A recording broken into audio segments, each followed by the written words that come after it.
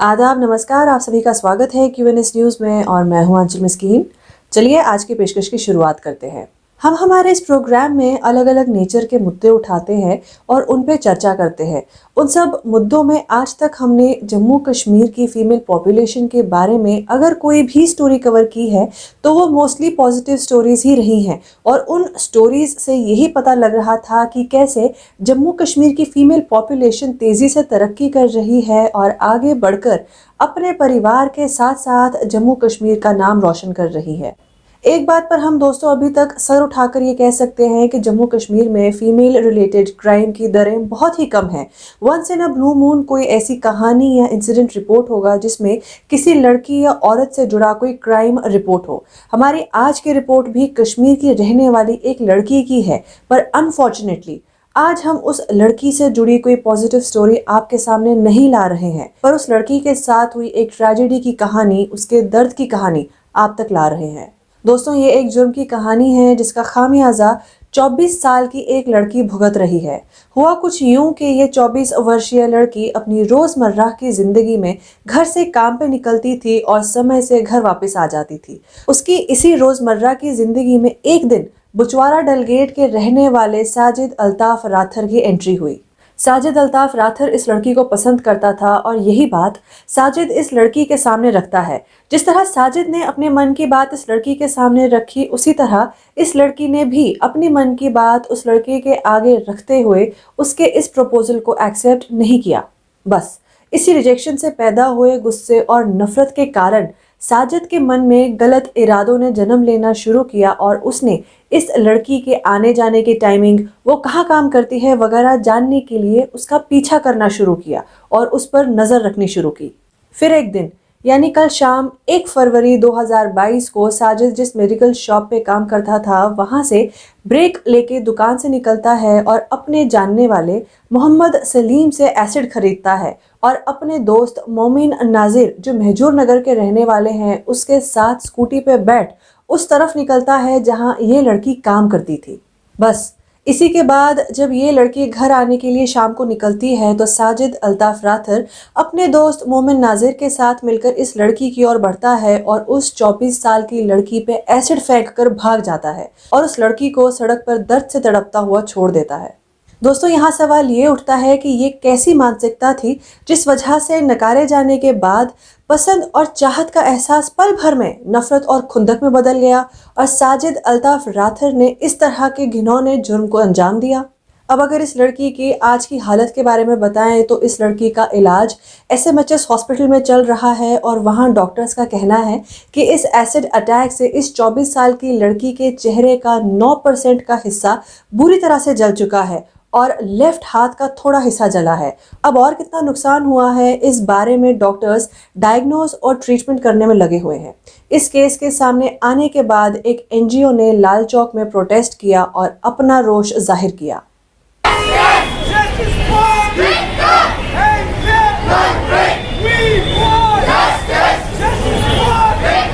को मार दिया जाए। एक पागल कुत्ता जब पागल हो जाता है हम क्या करते हैं, उसको मार देते हैं ना। या कभी हम बोलते हैं कि ये जानवर है और इसका मेंटल हेल्थ खराब है, इसकी सिंपैथी देखिए, क्या इसका हम मेंटल काउंसलिंग कर सकते हैं, इसको हम रिहैबिलिटेट कर सकते हैं। ये ड्रग पेशेंट नहीं है, एक हीनियस क्रिमिनल है जिसने हीनियस क्राइम किया, इस जानवर को मारना है। बस यही इसका एक इलाज है और कोई इलाज नहीं है। मरेगा तो एग्जाम्पल सेट होगा। अभी तक काफी ऐसे अटैक हुए, 10 साल 12 साल लाइफ से मिल गए तब भी अटैक हो रहे हैं। So we want examples of those countries जो जहाँ पे चोरी पे हाथ काटे जाते हैं और ऐसे जगह पे इस बंदे को मार देना चाहिए और इसकी फैमिली को एक्साइल कर देना चाहिए। जब तक फैमिली पे इम्पैक्ट नहीं पड़ेगा ऐसे लोग पैदा होते रहेंगे। सरकार के लिए क्या मैसेज है? सरकार के लिए मैसेज है, हम पुलिस जल्दी जल्दी चालान कोर्ट में पेश करें और कोर्ट फास्ट ट्रैक बेसिस पे इसका अपना जजमेंट दे। उसके बाद बंदे को हैंगिंग हो, उसकी पनिशमेंट हो और जो लड़की के लिए कंपनसेशन है, उसका इलाज है, वो सब चीज़ें गवर्नमेंट को देखनी चाहिए। हमारा चीफ सेक्रेटरी साहब है, वो इसमें बेटर आपको बता सकते हैं कैसे वो कंपनसेट कर सकते हैं लड़की को, उसके इलाज के लिए और बाकी सारी चीज़ों को। चलिए।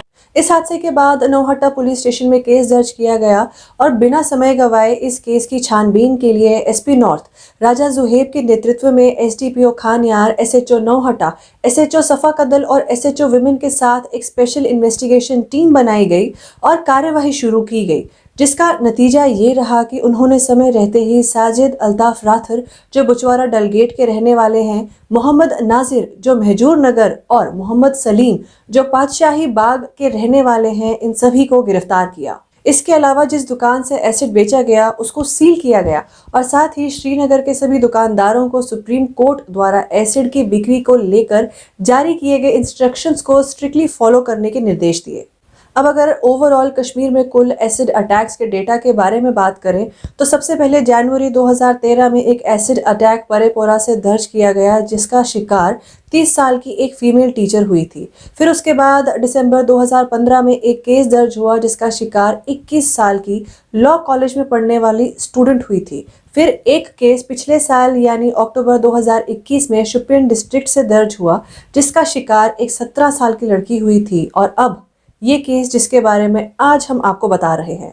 दोस्तों, यहाँ समझ नहीं आता कि इस तरह दर्दनाक और संगीन जुर्म में अपने आप को रंगने के लिए मुजरिम को कहाँ से इतनी हिम्मत मिलती है कि वो एक पल के लिए भी नहीं सोचता कि जिसके साथ वो इस तरीके की घिनौनी हरकत करने जा रहा है उस पर और उसके परिवार पर क्या बीतेगी। इस तरह से अटैक करने वाले एक बार इसका डिमॉन्स्ट्रेशन पहले खुद पर क्यों नहीं करते, ये देखने के लिए कि इसका असर क्या होगा।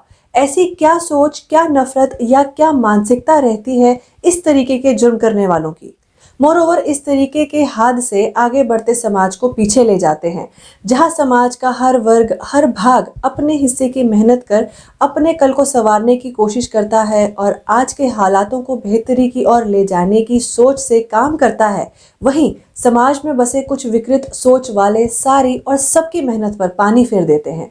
अब इस जुर्म को पूरी तरह से कैसे खत्म करना है, इस और पुलिस और एडमिनिस्ट्रेशन को मिलकर कदम उठाना है और ऐसा मैकेनिज्म फॉर्मुलेट करना है जिससे ऐसा एक भी जुर्म दर्ज ना हो और हमारा जम्मू कश्मीर एक मिसाल की तरह बाकी स्टेट्स और यूटीज के सामने उभर कर आए।